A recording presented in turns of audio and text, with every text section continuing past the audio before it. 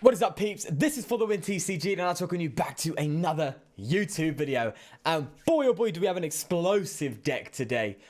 Okay, so you all know about the hat trick deck, of course, the Rayquaza hat trick deck. This is that deck, but with Buzzwole. Yes, that's what we're doing. We're going to be playing with Buzzwole GX here. Now, I haven't actually done much research into the hat trick deck, so I kind of just went off the top of my head and kind of just built the deck myself. And how I think it's meant to be played. So I've done 4 Morgans, 2 Evelyn, 2 Dana, 2 Nitas. I think that's the way it's meant to go. Don't quote me if that's completely incorrect, but that's just how I built it off the top of my head. But I've tried this deck out, and oh my god, it is explosive. It is powerful. It's really easy to actually get a turn 2 Morgan. Watch me say that, and in my first game just whiff on it. But it's quite easy to get. Obviously, it's not guaranteed, but it's quite easy to do. We've got Beast Rings here, which works with the Buzzwoles, and then we have Steven's Resolve, and the Steven's Resolve's in this deck to fish for our supporter cards, so our Danas, our Nitas, and our Evelyns, whilst we are on turn 1. So hopefully we actually get to start here, because starting in this deck is so important. Because you get to go for your turn 1 Steven's Resolve, which again is quite easy to do with some Lele's in the deck to be able to fish out your Steven's Resolve. And the odds of you having one of the hat trick supporters in your hand turn 1 are quite high. And then I say that, and then look at this hand. Absolutely abysmal. Terrible hand for this kind of deck. Sorry, I just hit the microphone there. Sorry about that. Of course, I whiff. As per usual, I whiff. Yikes. Oh, and it's lost match. As per tradition on this, we always get the worst matchups at the start of every single video. This is just typical now. It's like, okay, not only do we have a hand that is not good for this deck, we are also coming up against a deck that hits us for weakness. It's funny because the 2 top decks in this format, Pikarom, Zoroark, we absolutely annihilate them. We absolutely smashed them. But Lost March just comes out of nowhere. It's like, oh, hey, buddy. Oh, yeah, you forgot about me. Yeah, I did forget. Oh, that's so bad. That is so terrible. Okay, considering this Buzzwole's likely to go down, we're going to get Baby Buzz out, like, right away. That's just the unfortunate truth. We get to at least go for a nice Jet Punch, though. If we get a Diancie out as well, that'd be good. Which we don't, so... Lucky me, hey? We could Wishful Baton the active Buzzwole. I mean, we might as well. We're going to be loading energy on it. And yes, you do see a Snorlax GX there. Why? Because its main attack, is just absolutely fantastic. Hitting 120 raw every turn is great. Hitting 240 on evolution Pokemon is amazing. So Snorlax is fantastic. And also, its GX attack, when it has 5 energy, hits 210 plus draw until you have 10 cards in your hand. That works perfectly with the hat trick deck because we increase our hand size, increasing the odds of getting all the support cards in our hand to be able to use Morgan, right? So, it just works very well. It's a great alternative attacker just in case we are being hit for weakness, like now. But at the same time, I think we should be fine. To be fair, Jet Punch can really do us a favor here. I mean, if I got Diancie instead of that Baby Buzzwole, I would have got that Natu. So I think I thought a bit too frantically there, and was just a bit too ahead of myself, to be honest. So we're going to get a Diancie out now while we can. And we're going to attach to this Buzzwole here because we've got the Wishful Baton, so that's fine. And we're going to get 2 prizes here, which is pretty dope. Them not getting a single Skip Plume, I feel sorry for you, buddy. I feel so sorry for you. Just whiffing out there. But again, the Wishful Baton's really great because it just makes it easier for us to hit the Snorlax when we need to. Jirachi works wonders in this deck as well. Helping us fish out for the extra supporters if we really need it. So let's say if we have 3 of the 4, then Jirachi can help fish one out for us, which is pretty good as well. Now, considering that we haven't got our turn 1 Steven's Resolve, using Steven's Resolve now is kind of a risky play. And we only want to do it if it's worth the sacrifice. So if we have a Pokemon in the active that we don't mind losing, like a Jirachi, and let's say if our opponent's got a small hand, then in that case, we know they're probably not going to be able to Guzma, so in that case, we can go for a Steven's Resolve mid-game. But other than that, you don't really want to be using Steven's Resolve. So, but at least we get to utilize Evelyn if we do need to. It allows us to draw 4 cards if your opponent's active Pokemon has Evolution. So whilst they got a Jump Laugh or something out, losing Evelyn is pretty dope. But, oh, they're going to come straight in with the Natu, aren't they? I mean, promoting the Natu without having a DCE is super, super sketch. 2, 4, 6, 8. So they're hitting 160. They need another. They need a choice band, which I don't think is. Oh wow! You don't promote this. You don't promote the Natu, buddy. That's not good. That's not good at all. Let's get a Buzzwole down here. Let's get a energy attached, and I'm gonna hold the Jirachi because we need that bench space just in case we need to lay or something. But we're just gonna do another jet punch here and go towards that Hoppip, getting a nice KO there. Oh, buddy, promoting that Natu was bad because that's the one thing you would have valued there.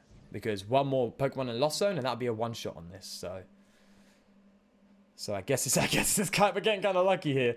We're getting lucky that they are just struggling on their end, kind of working out. So yeah, that's kind of good news. And we just get to jet punch to victory here, which is not the way the deck's meant to be played. But listen, if we're gonna jet punch our way to victory, so be it. So be it. And in fact, I kind of want to do an absorption here.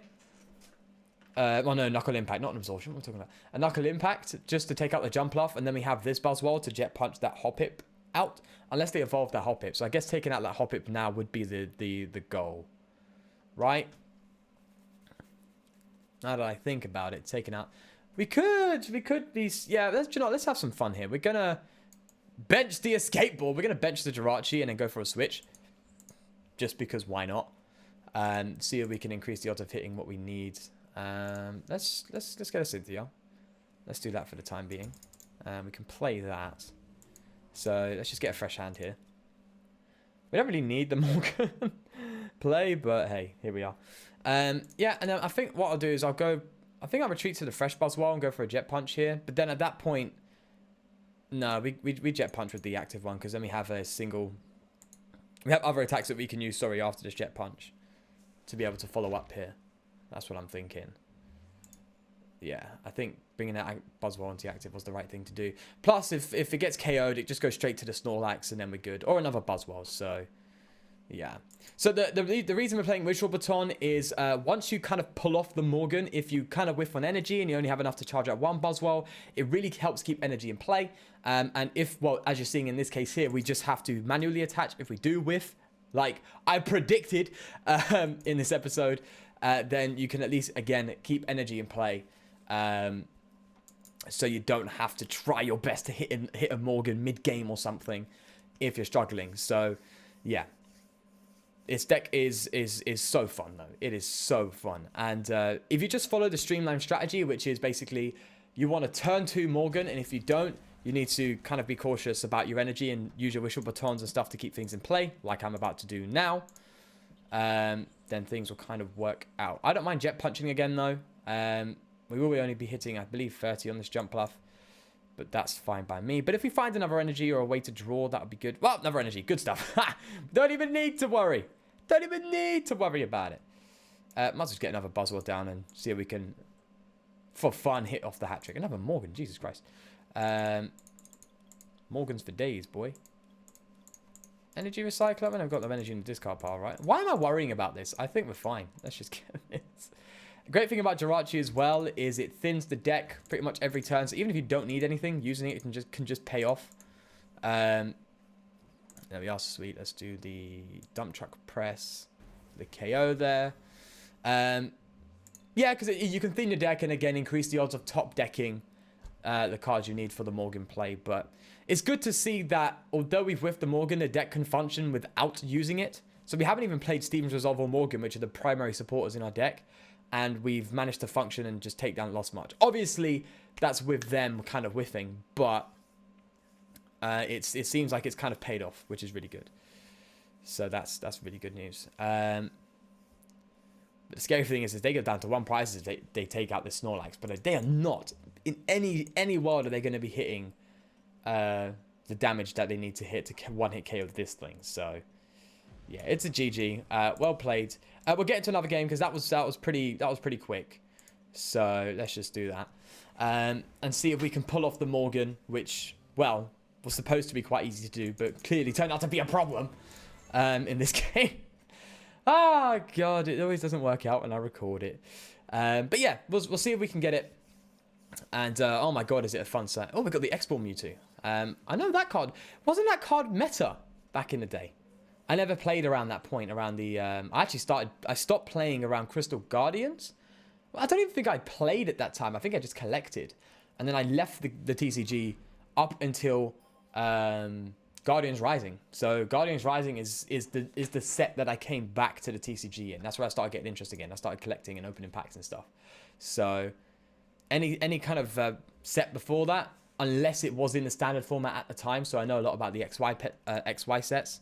So let's say, for example, even the XY base set, never touched it. Because, well, unless it's expanded. Because, yeah, I just never played it at that time. So I'm still relatively new to the Pokemon game. Which is kind of interesting. Because my whole channel was based on it. And I'm sitting here trying to help you guys who are new in learning how to play the game as well. So it's kind of just gone in and started to dive into the deep end. Okay, this is kind of bad again. Man, I feel horrible. I feel absolutely horrible sitting there going, yeah, this deck's pretty good at pulling off turn 2 Morgan. We're sitting there whiffing it. Either way, this deck is going to function nonetheless. Are we up against Ampharos? Ooh, interesting. Coco is smart because obviously there's no weakness on Coco, so I guess that makes sense. But let's just get stuff going right away. Let's get a Buzzwole down and... I guess we could throw that and go for a Jet Punch this turn.